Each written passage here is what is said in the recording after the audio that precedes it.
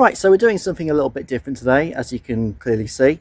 I'm not going to be covering anything related to this year's Formula 1 season because I'm not going to lie, this 2026 season so far has been about as interesting to me as watching water turn stagnant. That is, of course, unlike what these fucking morons want you to think. Oh my god. How can you not like this, you idiots? People that are saying this is shit. Like, what do you want? Oh, I can think of a few things, dipshit. How about one? We make cars that do not have to lift and coast during qualifying because, of course, lifting and coasting during qualifying is quite possibly the most stupidest thing we can possibly conceive for Formula 1.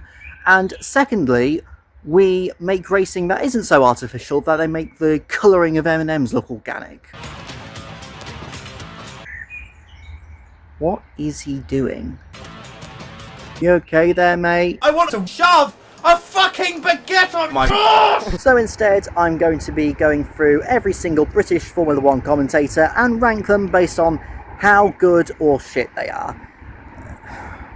Thing is, I can't really do this whilst I'm out in Tunisia, can I? Hold on. Sorry about that.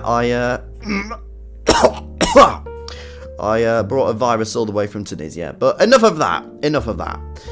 Before we get into the nitty-gritty of this, we are going to go through a few ground rules very, very quickly to explain what exactly we're going to be doing.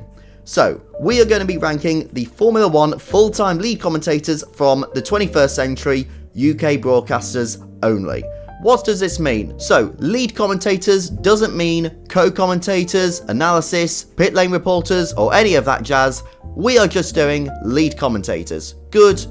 Full-time. Full-time means no interim lead commentators. For instance, Tom Clarkson did the lead commentary for BBC Radio 5 Live for the Austrian Grand Prix 2016, but he was only there as an interim, he was not a full-time lead commentator, and as such, we will not be ranking him on this list. From 2000 means we are only basing the lead commentator's work from the 21st century, we're going to be discounting anything that they did in the 20th century. And fourth and finally, UK only means only if they were hired by UK broadcasters, such as the BBC, Sky, Channel 4 and ITV. This means broadcasters such as NBC or Speed Vision do not count, so as much as I really like Bob Varsha or Lee Diffie, they will not be making it on this list. So, we've got 10 lead commentators to go through. We're going to go through them all in alphabetical order via surname.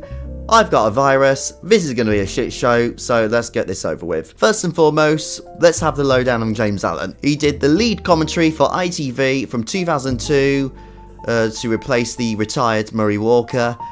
All the way until ITV lost the rights for broadcasting Formula 1 at the end of 2008, and then became BBC Radio 5 Live's lead commentator from 2012 all the way to 2015. What can be said about James Allen? He's an interesting one, I think. He really had a bad rap back in the ITV days. Of course, we had the Stop the Cock campaign, which I thought was pretty funny when I found out about that. But in hindsight, I think people just were so used to Murray Walker as lead commentator that no matter who ITV got as lead commentator to replace him, it was always going to be a massive step down in people's eyes. I think in hindsight, James Allen was pretty good. I thought he's a pretty good lead commentator. I thought his enthusiasm was pretty honest. I thought it was pretty real. I know some people think it was over the top at times, but I disagree. I thought it was perfectly fine. Like, don't get me wrong, there were a few moments where his enthusiasm was a little bit overboard. Well, not a little bit overboard, extremely overboard, to the point where it was just fucking embarrassing, particularly if a British driver did really well.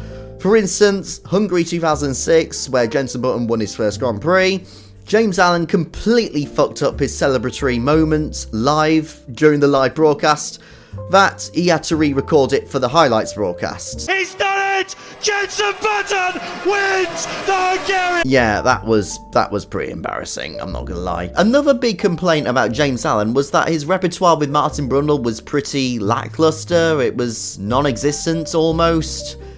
And I disagree. I thought the repertoire between James Allen and Martin Brundle were pretty good. I thought both of them got along very well. They worked together very well, I thought. James Allen very rarely spoke over Martin Brundle. He would always let Martin Brundle finish his points.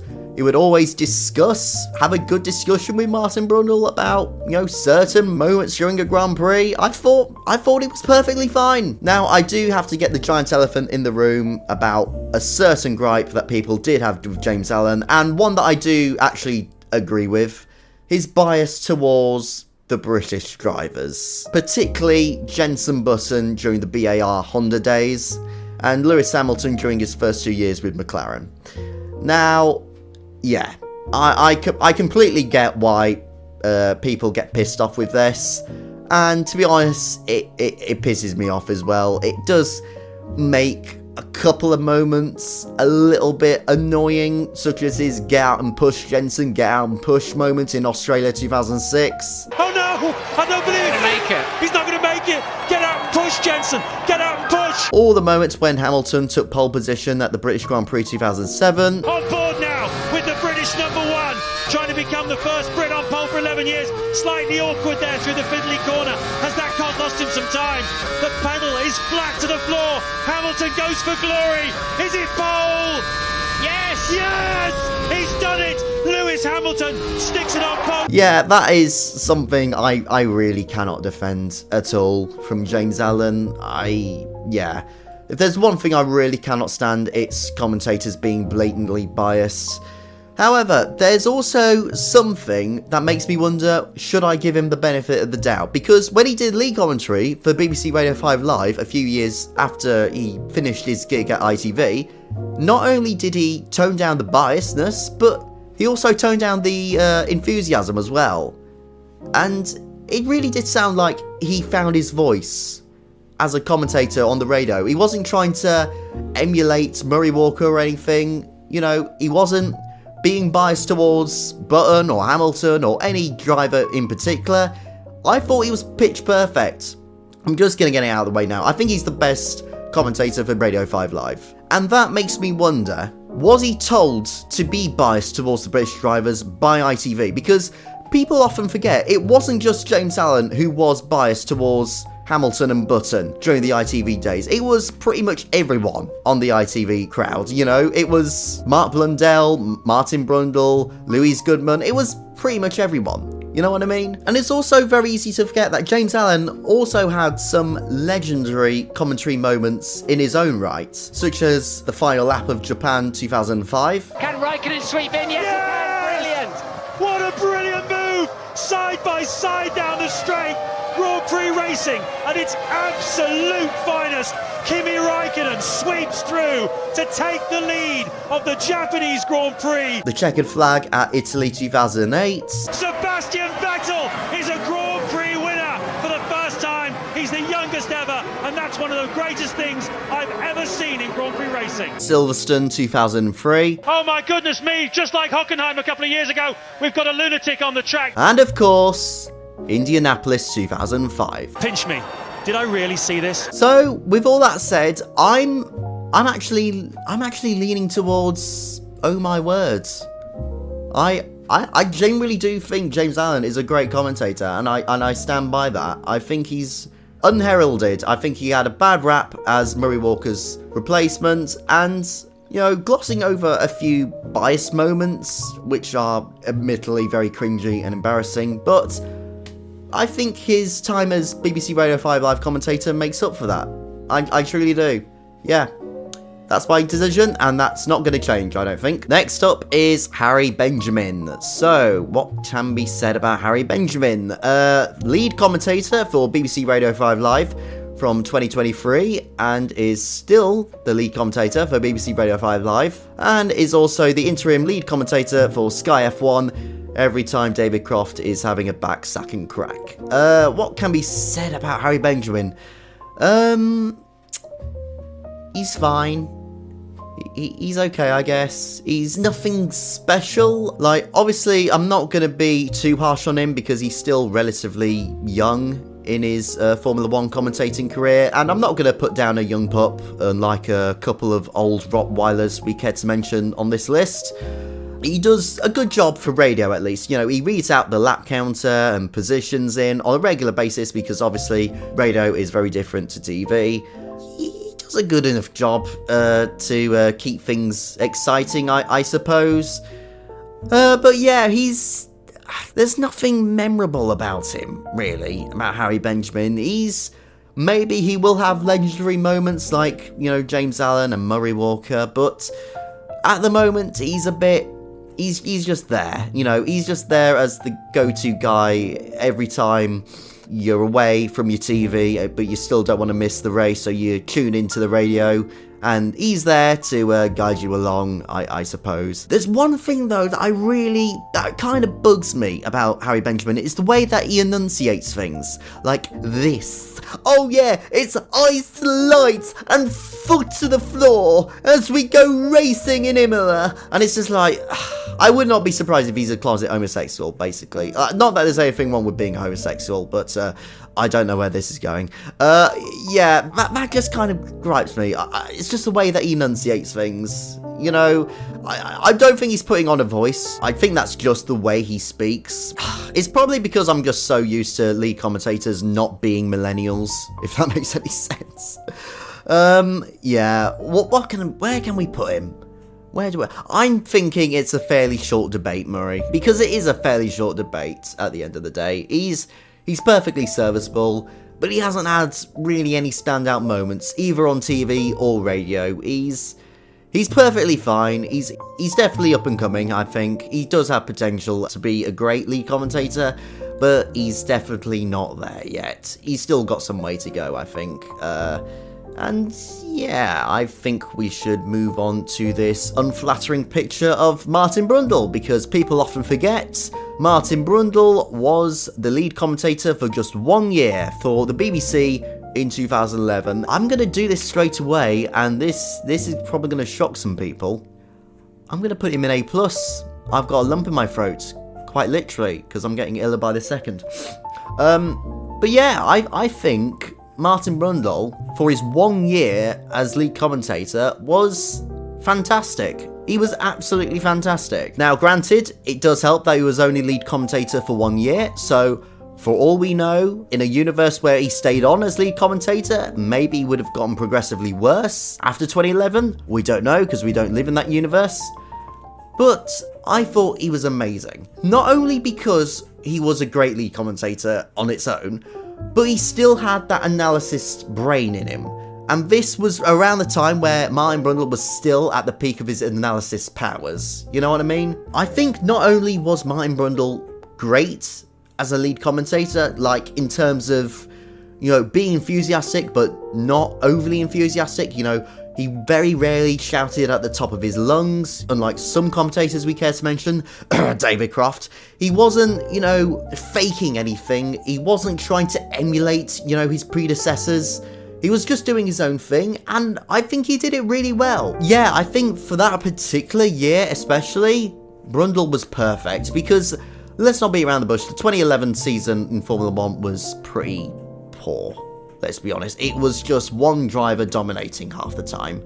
Well, not even half the time, it was at least 3/4 of the time. You know, Martin Brundle, I remember, he always kept my attention, because not only did he have that past experience as a co-commentator, it also meant that he was also always keeping up with what was going on track. He was always in that mindset of a driver, what a driver's going to do next. I don't see anything wrong with Martin Brundle. I generally don't. If we're going to be ranking Brundle based on his analysis, it would probably be like a C or a D, because he's getting on a bit now. He's a bit of a dinosaur. He really doesn't know much about these current F1 cars now.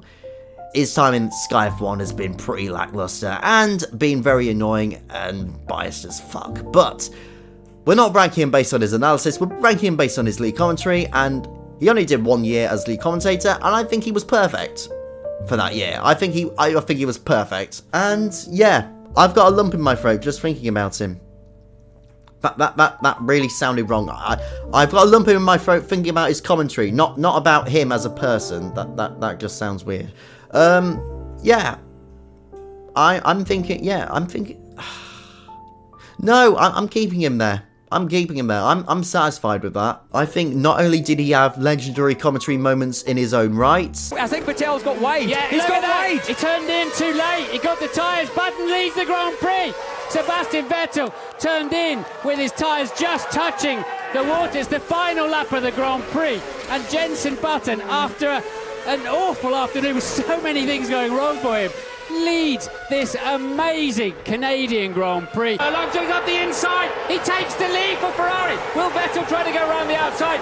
No chance. This is Jenson, still thinks he's driving for the team that finished first in the championship last year. And he stopped. He completely stopped the car. He's like, okay, fill her up, Governor, and clean the screen, please. Oh, I'm at the wrong petrol station. The fact that he was so good at analysis at that time as well. Other lead commentators, they don't have that experience. None of these lead commentators on this list were former Formula 1 drivers. He was. I think that's what pushes him over the edge for me. I can tell you who's not going to be getting an A+. This prick. Oh, God. I mean, I guess he is technically the voice of Formula 1. What can be said about him? He was the lead commentator for BBC Radio 5 Live from 2006 all the way to 2011, and then became the lead commentator for Sky F1 from 2012, and still remains to this day, unfortunately. I'm desperately trying to remember what he was like during his BBC Radio 5 Live days. He was fine. I think he was a bit like Harry Benjamin. You know, he was perfectly serviceable for radio at least. Of course, there has to be a big black mark against his name because, of course, this is David Croft. He has no fucking idea what he's talking about or what's going on during a race. So, of course, he had no idea that Lewis Hamilton was overtaking Timo Glock at the end of the 2008 Brazilian Grand Prix. Because Massa's won, we know that. He's the world champion if Lewis Hamilton can't get past Sebastian Vettel. Vettel goes round now into Junkel. He's 3, 4, 5 car lengths ahead, and there's absolutely no chance for Lewis Hamilton to get back. They're throwing their hats into the air in the crowd here at Interlagos because Felipe Massa, with Lewis Hamilton coming home to take 6th place, is world champion. No, Lewis Hamilton's up to 5th! So yeah, that's a massive black mark against his name. And then his time as commentator for Sky F1. I don't think he was that bad during his first couple of years as commentator for Sky, basically. For 2012 and 2013, I remember him being perfectly fine. I don't think he was as good as Ben Edwards or James Allen. He was definitely overly enthusiastic at times.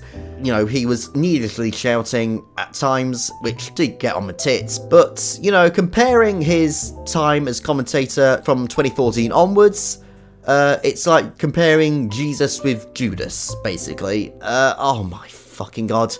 Basically, from 2014 onwards, when Hamilton had that dominant Mercedes and he was winning left, right and centre, this guy became fucking horrific. Just unbelievable levels of bias. Like, it's just nauseating just how biased this guy is. And what makes it even more worse is how he insists, oh no, we're not biased, oh, we're just overexcited, that's all. Where it's so fucking obvious that you're biased. It's so obvious. Case in point, the Dutch Grand Prix 2022. During this particular race, the Mercedes cars were faster than predicted on their one-stop strategy, whereas their rivals around them were on a two-stop strategy. And this strategy gave Hamilton a genuine shot at fighting for the win with Verstappen. Of course, David Croft thinks that a Hamilton win is a dead cert and starts commentating as if it's a nailed-on conclusion. I think it's looking very good because Lewis Hamilton's got a buffer between himself and Max Verstappen. Mercedes are running 1 and 2, and Verstappen isn't going fast enough at the moment to make the overtake down the main straight, which seems to be the only place really you can get past. But then on lap 47, Yuki Tsunoda retires out on track, which brings out the virtual safety car, scuppering Mercedes' strategy. There's your race leader, who thought he might have to be overtaking Lewis Hamilton to win this race. VSC stuffed us. Hamilton is going to have to overtake Max Verstappen. The gap 12.6 seconds. Then a little bit later on, Valtteri Bottas's engine died, which brought out the full safety car. Hamilton and Mercedes do the complete opposite of what everyone else in the field does, which is pit for new soft tyres. This puts Hamilton into lead, but then he falls down the field as other drivers on soft tyres overtake him, and as Hamilton falls further down the field, David Croft says this. This is going to be a very interesting debrief in Mercedes. Yeah, well, he had track position, he had the lead of the race. I suppose Red Bull had nothing to lose, and George Russell had nothing to lose, and maybe once again the debate will come out to say, should you be able to pit under a virtual safety car or under a safety car for a change of tyres? What? Who is debating that, David Croft? Who's debating whether cars should be allowed to pit under virtual safety car or safety cars or not? Who is debating that? I tell you who, nobody! Nobody is debating that, apart from you, David Croft, and the only reason you're bringing it up in the first place is because the virtual safety car and safety cars in this particular race didn't benefit your boy Lewis. But of course, being biased is the least of David Croft's woes, and I am calling him David Croft. I'm not giving him the satisfaction of calling him Crofty.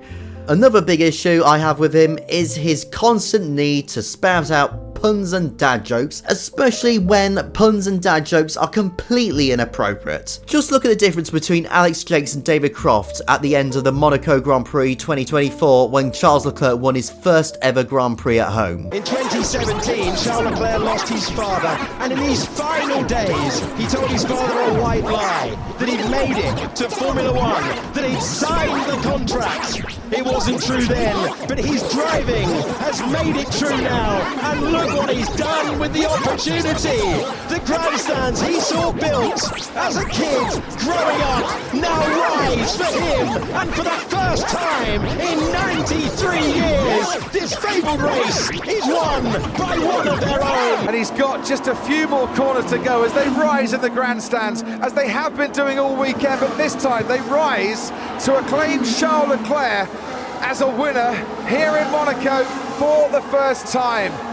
The son of a hairdresser is a cut above the rest. And of course, my biggest gripe is the amount of mistakes this fucking geezer makes. As we get towards the end of the second lap, Sebastian Vettel in 10th place at the moment behind Kimi Raikkonen, but it's Hamilton setting the fastest lap of the race. He's only a second clear though of his teammate Lewis Hamilton. Hamilton then Rosberg then 1.2 seconds further back from Rosberg. And this, oh look, we've already got in the pits and Antonelli and also Charles Leclerc and Lewis Hamilton. Now, Hamilton's lost time here. He has. Because they were double stacking at Ferrari and he's been passed in the pit lane, Ted Kravitz, by Lando Norris, and now there's a fight. That is a shocker for Kimi Antonelli.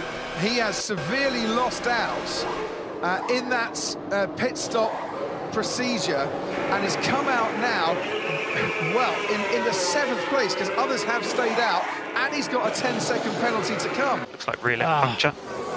And that is why he's locked up as well as Daniel Kvyat goes through. Oh, it's another wretched night for Valtteri Bottas. You don't want to see that. It's such a decent guy, a really talented driver, but his luck this season, he really has. Yeah, that wasn't Bono on the phone there, was it? No. Oh no, yes it is. George Russell coming in. Phone. He's just a hype man, isn't he? He's just a really, really shitty hype man. You know, I always hate how he always insists that an overtake could possibly happen, which everyone watching at home knows it's not going to happen, but he keeps hyping it up. He keeps insisting that it could happen, and then every time at the end of the straight, he always says, oh, he was too far back on this occasion. It literally happens like every single lap. We know what's coming, and Hamilton knows what's coming, and Verstappen knows what he wants to do, but he's just a bit too far back on this occasion. Verstappen might have seen what Charles Leclerc did on Pierre Gasly. Can he pull off the same move? No, he's just a bit too far back on this occasion. It's a very short straight down to turn 12. Has he got enough of a tyre advantage here to make a move? No.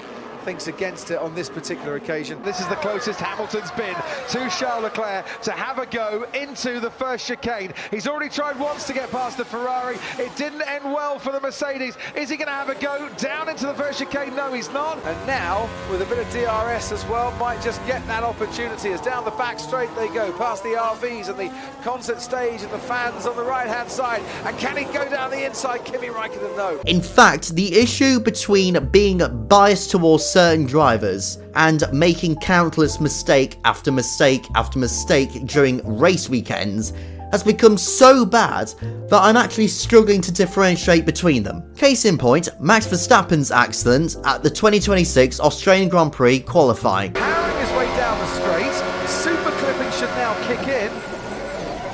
Did he touch the white line with his rear tyre? Oh my god, you fucking plonker! Just look at the screen, will ya? Even the blindest of blind people can tell that Max Verstappen's front axle is nowhere near the white line at the edge of the track. It is nowhere near the grass. It very clearly wasn't Verstappen's error. I genuinely don't know if this was a mistake. I don't know if he's this unbelievably dumb that he thinks that Max Verstappen spun out at the edge of the track on a white line, or he's just spouting out his delusions in his head because he desperately wants Verstappen to have made a mistake because he doesn't like him. An absolute masterclass. It's vintage Verstappen, and it's the sort of drive that delighted us time and time again in his racing career. The frustration with Max is that sometimes he does things that you don't quite like, but I don't want to dwell on that, but it's just the conundrum of Max Verstappen a little bit. With this excellence just occasionally comes almost a stubborn resilience, a belligerence almost, that whilst can be thought of as admirable, but he's never changed one iota from when he first came in. Sometimes if you are getting penalised for it, you do have to change your ways a little bit, or it keeps happening. Yeah. I love how Karen Chaddock has no idea what to say at the end. I think, honestly, the only person who actually really loves David Croft's commentary is Paul di Resta. Be back out there again, so whatever changes they were making out. Sorry, I just had to put that in there. Should I give him absolutely furious? No, as shit as David Croft is, as furious as he does make me, I think all I can say to that is bullshit. I think that's appropriate. I need to bring in his BBC Radio 5 Live day to account, and he wasn't that bad. He wasn't atrocious back in the day, and there is one other commentator here that deserves to be lower than him, believe it or not. So, yeah, I think it is appropriate to call him E. It's a low E. It is bordering on the edge of F. But I think all I can say to that is bullshit, because David Croft, you are a load of bullshit. Why didn't you just stay commentating on the darts or something, you fucking never mind. Let's move on to something a little bit more positive. Ben Edwards. Ben Edwards was something of a journeyman, it must be said, of a lead commentator. He was the lead commentator for Formula 1 Digital Plus. Yes, old people will remember that. He was the lead commentator for BBC Formula 1 for 2012 to 2015, was the lead commentator for Channel 4 for 2016 to 2021. No, that was wrong. No, Ben Edwards was only the interim commentator for 2021 for Channel 4. He only did the Styrian Grand Prix, I think. So, yeah, 2020 was his final year as full-time lead commentator for Channel 4. Was the lead commentator for Channel 4 for 2016 to 2020, and has also become the interim commentator for BBC Radio 5 Live. Yeah, he's pretty much done everything. I have very fond memories of Ben Edwards as a lead commentator, it must be said. Particularly his BBC days. I think one of his most legendary moments was the battle between Maldonado and Hamilton at the European Grand Prix 2012. That always sticks out in my mind as a classic moment. Pastor Maldonado, the Barcelona race winner, remember, looking to try and get his second Formula 1 podium, but Hamilton will fight it with everything he's got, and he breaks a little early, and Maldonado tries to go around the outside of him. They almost touch, but they're not quite, but was he over? Oh, they hit! Hamilton in the wall! Hamilton in the timer, he's out of the European Grand Prix! He beats the steering wheel! well. He cannot believe what has just happened. And I'm not gonna lie, he's also had some unintentionally hilarious moments, such as this beauty. Steve Price saying that he agrees with that earlier comment that Grosjean braked off the racing line. Max Verstappen had nowhere to go, but I respect Max's response. Racing bullshit, racing incident, sorry. Yes, that's a slightly strange comment from one other contributor. Apologies for the language. I think his repertoire with his co-commentators as well was also excellent, particularly, believe it or not, John Watson during the Formula 1 Digital Plus days. Here comes Mika Salo. Is he going to make a move? No, he's not. Not into turn number 1. Next chance is turn 3. Good exit from both drivers, both doing a great job. Salo, I think, has got the slight momentum, but again, the distance between the corner and where they are is so short. Salo doing what Montoya did, take the very wide line and loses it. Oh, no! I don't believe it. I think what really sticks out in my mind about Ben Edwards is how he wasn't biased, or very rarely biased towards a driver or against a driver, especially compared to David Croft. Like, Jesus Christ. He always treated them as equals, very similar to Murray Walker in that respect. I think his enthusiasm was genuine. You know, if we look at not just his time as a lead commentator, but also his time as a narrator for the official Formula 1 season review DVDs back in the day, you can tell that his enthusiasm is absolutely genuine, and sometimes, you know, his voice does get a little bit screechy, but particularly towards the end where, you know, he's getting a little bit older, you know, and his voice isn't holding out quite as well. You know, he does get a little bit screechy from time to time, but his enthusiasm was real. And also, he wasn't afraid to call out bullshit when he saw it. Sergio Perez driving like an idiot in Singapore 2018 definitely stands out in my mind. Here's Perez, he's got a chance this time to get past Sergei Sirotkin wheel to wheel, and finally, no, Sirotkin won't give up, and that's fair enough. He's still side by side. Oh no, what was that? Perez just drove straight into the side of Sirotkin. I mean, I want to see it again, but it looked to me as though he just turned sharp left. I haven't seen anything wrong though from what Sirotkin's done. He's just driving a really defensive race on a different strategy from everyone else, and what Perez did there, we'll need to look again, but to me, first impressions was it was absolutely outrageous. Now, I'm not gonna lie, if we were also including Ben Edwards' time as a radio commentator for BBC Radio 5 Live, I'd probably be putting him in B or C, because as great as his commentary is for TV, his commentary for radio is pretty piss poor. He's still in this mindset that he's commentating for TV instead of radio, and as such, his commentary doesn't fit. He very rarely gives a rundown of the positions. There's very rarely a countdown of the laps during a race. You know, stuff like that. But he's only doing radio commentary on an interim basis. He's not doing radio commentary on a full-time basis. So as such, his time on BBC Radio 5 Live does not count. So with that said, I'm going to be putting him in... Oh my word. I think I'm going to put him ahead of James Allen because I think he is a better commentator than James Allen. He doesn't really have the embarrassing moments that James Allen had once upon a time, but I think what puts him down from A+ to A is his tenure towards the end was a little bit off. His screeching did become a little bit more apparent. Hamilton is the 2020 World Champion! He is 7 times a World Champion! He matches the all-time record of Michael Schumacher, and he's done it in such style today. Oh, Charles Leclerc, look! Passing, trying to get through, Vettel trying to get through, but Perez holding on. Perez is going to hold on for second of Vettel's going to end up third. How about that on the last lap? He was making a few more errors, you know. I mean, luckily he did have David Coulthard alongside him to, you know, rectify errors. But yeah, I think that really only puts him down from A+ to A. But it's very close. He's obviously not as well known as, you know, someone like David Croft or Murray Walker because, of course, he was lead commentator for broadcasters who did not own exclusive British broadcasting rights for Formula 1. So, yeah, people don't know him as well. But, yeah, I think he's unheralded. I always have a soft spot for him. Yeah, Ben Edwards, he's a fantastic commentator. And, yes, oh my word indeed. Next up, Maurice Hamilton. bet most people are thinking, who?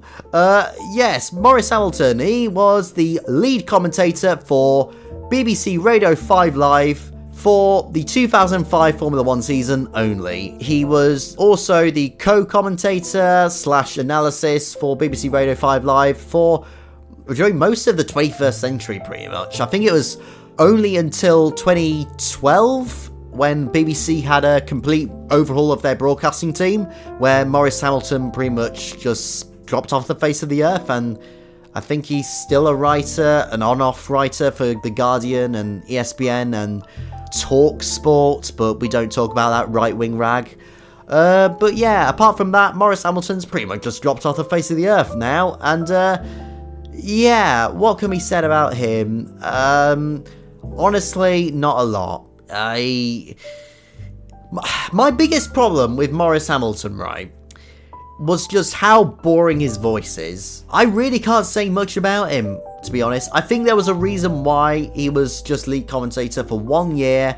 He was co-commentator for a few years beforehand, and then he was lead commentator for just 1 year for 2005, and then just went back to being co-commentator again pretty much until 2011. I think there was a reason for that. I think the reason was he just wasn't a good lead commentator, basically, because he was just so fucking dull. And it doesn't help, right, that he wasn't a particularly good co-commentator to begin with. Tim O'Glock let them through on the last lap. Don't know why, but he did. We didn't notice that. We were so busy watching to see if Lewis Hamilton could get at Sebastian Vettel. He couldn't, and it looked like it was all over. Ferrari thought they'd won it. They're absolutely right. They thought they had won it. And the next thing, they looked at the scoreboard, as you just done, David, and Glock has dropped from 4th to 6th, allowing Hamilton up to 5th. World champion. He was technically an analyst, but he was really just an analyst in name only. You know, a bit like how this dickhead was the interim commentator once upon a time for the pit lane channel days of F1 TV, you know, back in 2020. I think he did the Emilia-Romagna Grand Prix off the top of my head. You know, he was hired as the co-commentator / analyst, but was he really? Pfft, was he bollocks? He was just in that commentary booth because the higher-ups just thought, fuck it, he'll do. And that's how I feel when I think of Maurice Hamilton. He's just, fuck it, he'll do. Yeah, I really don't have much to say about Maurice Hamilton, to be brutally honest. I just, no. No, just no. Maurice Hamilton, just, he wasn't terrible. Like, he wasn't completely void of enthusiasm, but I can't say I have fond memories looking back on his commentary, really. And yeah, I think he's going in, there's a problem there. Yeah, he's not atrocious, but there's a very good reason no one remembers him as commentator, basically. Next up, we have Alex Jacques. Yes, Alex Jacques has been the lead commentator for Channel 4 since 2021. I thought he was a fantastic replacement for Ben Edwards once Ben Edwards retired from full-time commentary. And I think what really helps his cause is the fact that he progressively got the experience as a lead commentator through Formula 3 and Formula 2. I mean, he was still a good commentator for Formula 3 and Formula 2 back in the day. You know, such as, you know, his prologue into the Italian 2019 sprint round. Of course, that was the race after Antoine Hubert lost his life in Belgium. That prologue moment, even though that's not a Formula 1 moment, that's still, for me, a legendary commentary moment. When the sport that brings you joy suddenly brings you heartbreak, you are confronted with a choice. Stop and despair, or endure and continue. The drivers of Formula 2 who reject despair, not because they do not grieve, but because they are determined in their defiance. Know this with certainty, Antoine Hubert will never be forgotten. He was special on and off the track. And the 17 on the grid today choose to honour him. They choose to race. What I particularly love about Alex Jacques is that his enthusiasm never feels forced, and he's very rarely biased towards particular drivers as well. One moment that really stands out for me is in Silverstone 2022, when Charles Leclerc, despite being on worn hard tyres, went around the outside of Lewis Hamilton, who was on fresh, soft tyres, around the outside of Copse, and it was an unbelievable move, and you know it was an unbelievable move because Alex Jacques really sells it. Apply the power, and Lewis Hamilton takes his place on the podium. Charles Leclerc tries to fight back, but Hamilton will get there again. Can he stay ahead of the Ferrari as they sweep into Cobb's corner? That's committed! Whoa! No way! Whoa! No way! Has Charles Leclerc done that? Whoop! That is absolutely incredible stuff. Of course, David Croft sounds fast asleep in comparison because it was Lewis Hamilton being overtaken by Charles Leclerc, not the other way round. Urged on by the crowd, the roars of the crowd, willing Hamilton back onto the podium, and he does move up into third place. Can he hold that position though, going into Cobbs? They're going side by side, Leclerc and Hamilton through Cobbs. Wow. Sorry, am I still going on about David Croft? I apologise. But the one thing that really stands out to me about Alex Jacques is that every time there is a huge accident or a potentially serious accident, he suddenly lowers his voice, suddenly everything else that's happened in the race is completely irrelevant. All he cares about, and all we as an audience care about, is the driver involved in that accident okay? And the British Grand Prix is go! Max Verstappen's got a good reaction time, and that soft tyre choice has worked! Max Verstappen takes the lead of the British Grand Prix, then it signs, and look, Lewis Hamilton's up on a big crash, car upside down into the wall. That is not what we wanted to see at all, and there are multiple cars off the road. And that will be, at the very least, a safety car. It will be a red flag. Yeah. It is a red flag immediately. Serious accident at the first turn at Silverstone. Yeah. Meanwhile, David Croft completely missed the accident. I was just talking about how immensely awful it was that George Russell was out of his home Grand Prix. Max Verstappen into Abbey, takes the lead, ahead of Carlos Sainz, and at the back that's George Russell, out of this race, who's finished in the top 5 in every race this season, but he's out by the time they get to turn 1. So, considering how highly I've spoken of Alex Jacques, you might be wondering why I'm only going to be putting him in We've Got a Lunatic on the Track. And it's quite simple, really, and it's just one moment, but ever since he did it, I've lost a fair amount of respect for him, to be honest, and it really, really, really pissed me off. It was towards the end of the Italian Grand Prix of 2022. Because of Daniel Ricciardo's broken down McLaren towards the end of the race, it meant race control had no choice but to finish the race under the safety car, which I completely understand is a little bit disappointing. But at the end of the day, who gives a fuck? Formula 1 is a sport, not a reality show. Even the best races can finish under the safety car, such as Brazil 2012. However, once race control delivered the information that the race would finish behind the safety car, Alex Jacques decided to do this. This is a fabled racetrack. It's seen some astonishing finishes. It's seen the closest finish in Formula 1 history. And yet, this sport that we all adore, this brilliant sport that brings us all joy, is going to go on to the last lap. And it is now time to do something about this, because what we wanted to talk about was a brilliant wheel-to-wheel battle between two of the best drivers in the world, with Ferrari, a scarlet Ferrari, chasing up against the world champion-elect.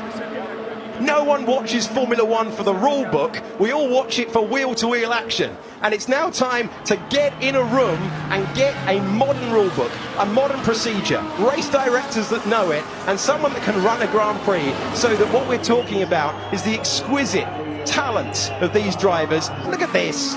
Look at this. Oh, so what's your solution then, you fucking bucktooth prick? Put an unnecessary red flag out so we can have 1 or 2 sprint laps at the end? Oh, I wonder how that would turn out. Oh yeah, we've got a perfect example here, Australia 2023, where race control put out a red flag even though there was zero reason for it, and the race turned into an absolute farce. Maybe shut your gob before you think, you fucking bellend. So yes, ever since that commentary moment, I've always had a little bit of a sour taste in my mouth about Alex Jacques, but nevertheless, apart from that, he's excellent, so I'm putting him in B. We've got a lunatic on the track. Yes, Alex Jacques, or shall I call you forehead, because wow, that is a massive, massive forehead. Anyway, let's move on to Jonathan Legard. Moving on, we've got Jacques Nicholls. Okay, fine, I'll talk about Jonathan Legard. So this guy was the lead commentator for BBC Radio 5 Live from 2000 to 2004, as well as the lead commentator for the TV broadcasts for 2009 and 2010. I was also an interim commentator for BBC Radio 5 Live from 2012 to 2015. I mean, what could even be said about Jonathan Legard apart from there's all sorts of problems there? I mean, literally, that's all he is now. He's just a meme. He's literally just a meme in the Formula 1 community of just how unbelievably incompetent he is. I mean, it doesn't help that he wasn't a very good radio commentator in the first place. I mean, I distinctly remember where Jonathan Legard asked Jaime Alguersuari a question, because Jaime Alguersuari was the co-commentator for that weekend. Jonathan Legard asked him a long-winded question, and Jaime Alguersuari responded with, I don't know. That's literally... Jaime Alguersuari was just like, oh my god, just shut the fuck up already. Yeah, it doesn't help that Jonathan Legard was a crap commentator for the radio as well, but his TV tenure, I mean, you can just see, just the first couple of races he commentates in the 2009 season, you can tell everything wrong about this guy. Like, he doesn't improve. In fact, he gets worse. Like, the opening racing laps for the Korean Grand Prix in 2010 just sums up everything about this guy. And we're underway. Is anyone going to come in for intermediate tyres, or are they going to stay? And already we've got a problem there. He thinks that getting the audience engaged and excited means you need to shout at the top of your voice. Vettel from Webber, Alonso, Hamilton, Rosberg, Massa, Button, Kubica, Schumacher. Listing the position order, despite the fact that this is the first racing lap, and as such, no race positions have been changed from drivers' grid positions. As Rosberg comes through on the inside of Lewis Hamilton, and he has won it. So Rosberg coming through on the side of Jenson Button. We're getting mixed up between drivers, despite the fact that it's quite obviously Lewis Hamilton because of the yellow helmet. Jenson Button, have he made progress there? Because that's extraordinary. Has Lewis Hamilton dropped back then? Because Button was behind Nico Rosberg. Having no fucking idea what's going on. Hamilton's just ahead of them. Rosberg's made an enormous progress. He's right behind Lewis Hamilton now. Still having no idea that Rosberg overtook Hamilton, even though Rosberg quite clearly overtook Hamilton just 20 seconds ago. Schumacher feeling very punchy as they finally get underway. So the trip seemingly with Schumacher, very much so. Interrupting Martin Brundle. 2.2 seconds. And Rosberg is past. He's past Lewis Hamilton. Interrupt Martin Brundle again to exclaim something that everyone else but him already knew about. Oh, he did that, didn't he, at the down into turn 4. Martin Brundle through gritted teeth having to constantly correct him. And here's the move on the first lap then of the restart for Nico Rosberg on Lewis Hamilton. The man who really wanted to get this underway gets past as they get underway.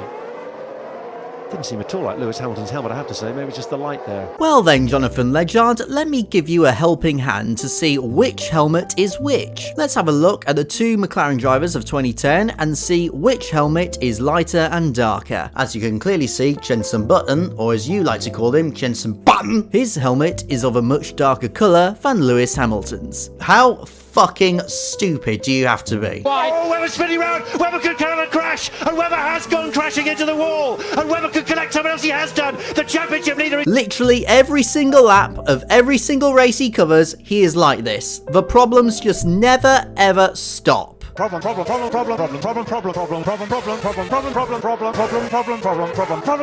Oh, there's a problem there. Also, notice how Martin Brundle sounds particularly nasally every time he's next to Jonathan Legard in the commentary box. Not working out for Red Bull as they expected. We thought these cars would be a comfortable 1-2. Long way to go yet. The Kerr's power there, the extra 80 horsepower of Hamilton's McLaren Mercedes-Benz would have got him into the zone at the end of the pit straight. I don't know which bit of that Jarno truly thought was Suttil's fault. It looked more like Jarno's fault to me. He was coming down the outside. Seriously, why is he so nasally when he's with Jonathan Legard but with nobody else? It's almost as if being near Jonathan Legard makes you violently ill. Alonso looking much more confident at this phase of the race. This is his problem. I haven't got the foggiest idea how Jonathan Legard ended up in the commentator's booth in the first place. Like, is this nepotism or something? Is that the only reason why he's there? Because what's happened here? Like, he was absolutely atrocious in 2009. Absolutely horrendous. And the absolute worst thing of all is the BBC kept him on as lead commentator for 2010. Like, why? Why did you do that, BBC? Did you think, oh, it's okay, he'll get better next year? Oh, there's a problem there! Even though there are many great races in 2009 and 2010, I simply cannot bring myself to watch any of them. The only way I can watch a 2009 or a 2010 Grand Prix is via a bootlegged version of the Speed Vision coverage deep within the bowels of the internet. Because I just cannot bring myself to listen to that twat. And I think it is an absolutely fantastic thing that ever since he was presumably fired from his job as BBC Radio 5 live commentator, that we've hardly seen anything of him since, pretty much. Apart from a couple of videos for ESPN. That is it. He's basically just fallen off the face of the earth. Like, no one's ever heard of him again. I think that's good. No one should ever have to hear his voice. No one should ever have to hear his words. No one should ever have to hear him describe anything or attempt to describe anything of any significance whatsoever, because he is so mind-numbingly shit. He is basically the reason why David Croft cannot be in Absolutely Furious. When it comes to David Croft, I think a tiny bit of his crapness comes from, you know, Sky F1 pressurising him into being overexcited and patriotic and all that. But when it comes to Jonathan Legard, I think he's just really that inept. He's got a mental age of 10 anyway, as James Hunt would say. And yes, we should never speak of him again. Fucking dreadful. Penultimately, we have Jacques Nicholls. So, Jacques Nicholls, he was the lead commentator for BBC Radio 5 Live from 2016 all the way to 2023, I believe, until it was outed that he was a bit of a pervert in the Formula E paddock. And then he basically just lost his job as a Formula E commentator. And in turn, he lost his job as a lead commentator for BBC Radio 5 Live for Formula 1, and he's never been heard of since. Yeah, what can be said about Jacques Nicholls? Now, I've always really liked him as the Formula E commentator, as the lead Formula E commentator back in the day. He very much was the voice of Formula E, you know. As a Formula 1 commentator, he wasn't to my taste, really. It doesn't help that he was biased towards certain drivers, particularly Max Verstappen of all drivers in 2016. One race stands out in my mind where Verstappen pulled off an incredibly dangerous defensive move over Kimi Raikkonen over the Kemmel Straight in Belgium 2016. Any other less experienced driver, and that would have been an aeroplane crash. And Jacques Nicholls was basically like, I don't care. It's fine. I like what Max Verstappen is doing. Literally, that's pretty much to the extent of what he said. I like it. It's a breath of fresh air. That's not really good. Like any other driver, he probably would have laid into him. But because it's Max Verstappen, he didn't really care. Another thing that leaves a sour taste in my mouth about Jacques Nicholls during his tenure as lead commentator is... well, it's this video, basically. All that needed to happen at the start was this. Verstappen's the mayo, Vettel's the ketchup. This is how the race start should have gone. There you go. You're leading the World Championship. Happy days. This is what did happen. All of the post-qualifying debriefs, all of the pre-race strategy meetings will have been about just get to the end of the Grand Prix, but yet it lasts less than 5 seconds. He'd rounded the goalkeeper. The goal was gaping. He had just one job. Yes, Sebastian Vettel's move in Singapore 2017 was fucking dumb as shit, but that wasn't even saying anything. That was just being a massive dick. But anyway, I'm going a little bit off topic here. His commentary, though, for the radio was it was good. Like, I'd say it was slightly better than Harry Benjamin's, actually. I think he does have a couple of truly great moments as a commentator, such as Malaysia 2017 when Hamilton's engine failed. Hamilton's on fire! Lewis Hamilton is on fire down the start-finish straight! The rear of the Mercedes engine is pouring smoke! It's pouring flame! He's out of the Grand Prix! Hamilton has his head in his hands and the race is over for the British driver. The virtual safety car is deployed. Hamilton is not going to finish as fire pours from the back of his Mercedes. If it wasn't for his biasness and the fact that he just has an incessant need to read out all the colours of the rainbow to describe the liveries of each car, I'd probably be putting him in We've Got a Lunatic on the track, in all honesty. And I'm not being dramatic here. That's literally what he did. Just reading all the colours of every little splash of colour on a car to describe it. Like, I get it, you know, it's radio commentary, you know, it's up to the commentator to paint a picture for the audience in terms of what's happening on track. But whereas Ben Edwards doesn't go far enough, Jack Nicholls goes too far. He goes way too far. He always calls the Ferrari a Scarlet Ferrari. He announces the Force India with the silvers and the little green and the little bit of orange. And oh yes, we've got the Mercedes, the silver arrows with the green splash on the side pod. And it's just... It's too much. It's over the top for me. It's unnecessary. And Jack Nicholls... You really should have toned it down, mate, but you probably should have toned down being a bit of a pervert, firstly. But nevertheless, Jack Nicholls, it's a fairly short debate. He's good, but not great. He's solid for my eyes. He's definitely one of the better radio commentators out there, and it's a shame. It's a shame that he was ousted as a pervert, because I actually did kind of like him as a commentator. So it's a shame, but. Whatever, pervert. And then last, but by no means least, we come to the Messiah of Formula 1, Murray Walker. Yeah. What can be said about Murray Walker that hasn't been said already? He's a legend. There will never be another legend like Murray Walker. His enthusiasm for the sport was unmatched. He was the voice of Formula 1 for decades on end. And, yeah... No one ever did it quite like him. So, for that reason, I'm putting him in We've Got a Lunatic on the track. Yeah, I'm putting him in B. I'm sorry. I know that's a lot of people I've just upset there. I said it at the beginning. We are ranking lead commentators from 2000 onwards, okay? So anything that they did beforehand does not count. Murray Walker, if we were reviewing Murray Walker as a lead commentator for his entire career, he's an A+, no question. He's the best one of the lot. Like, it's not even close. But we're only doing 2000 and 2001, and of course, he was the lead commentator for the 2000 and 2001 seasons for ITV.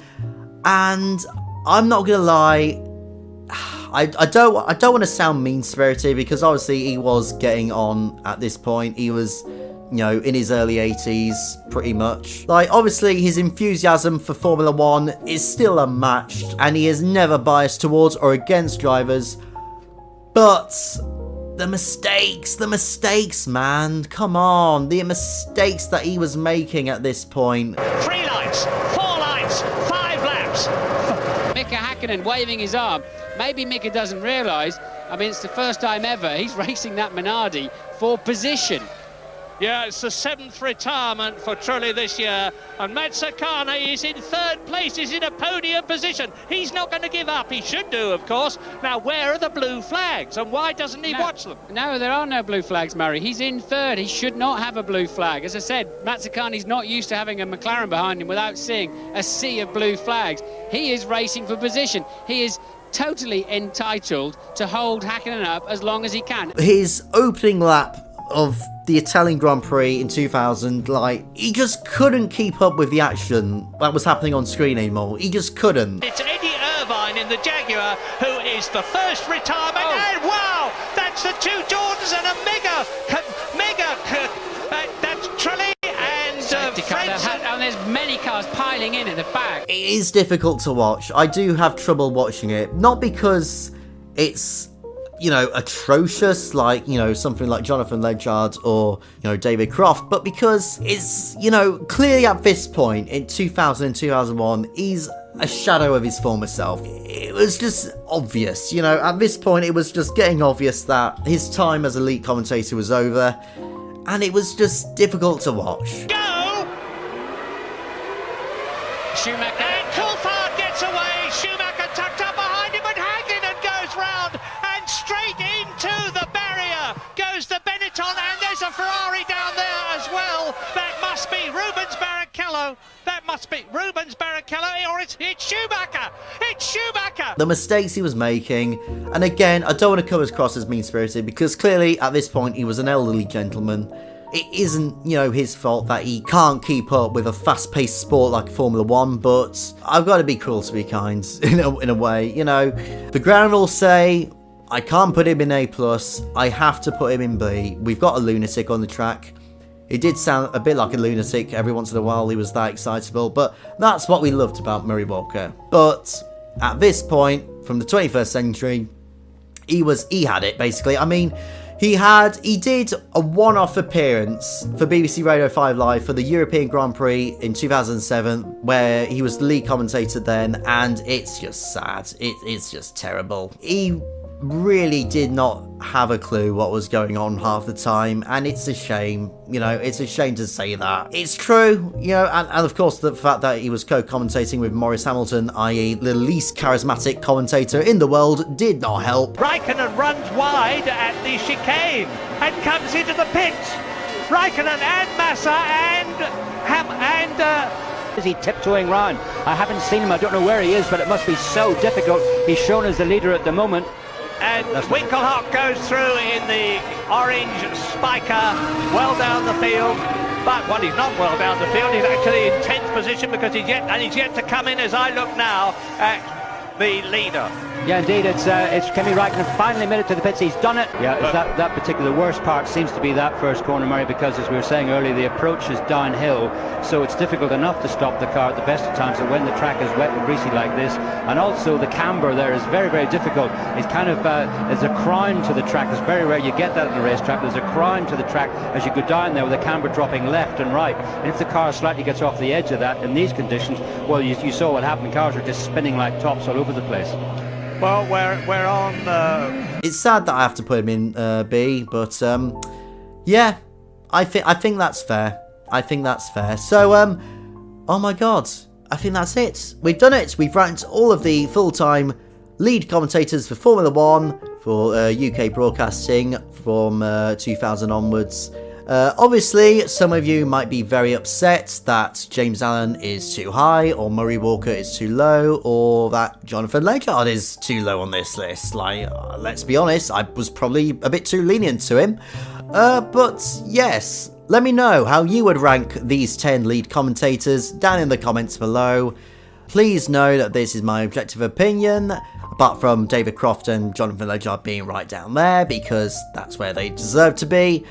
And I'm going to end this right here with a preview of my next video, where I go to Valencia. Ooh, I wonder what I could be doing there. Surely I can't be doing a walking tour of the now long defunct Valencia street circuit. No, I'm not actually.